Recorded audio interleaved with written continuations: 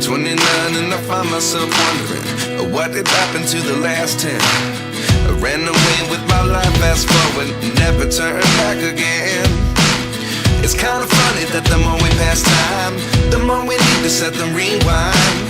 And 19 was the year I had to leave you, but now I'm seeing all the signs.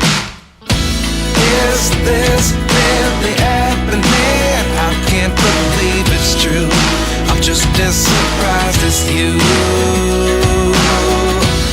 Is this really happening? I can't be too sure, but one day I'll be yours again.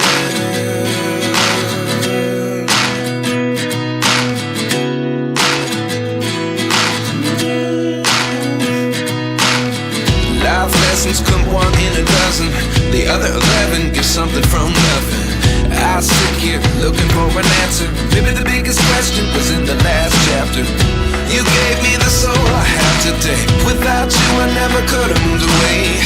But now I seek what you teach. I do believe I always should have stayed.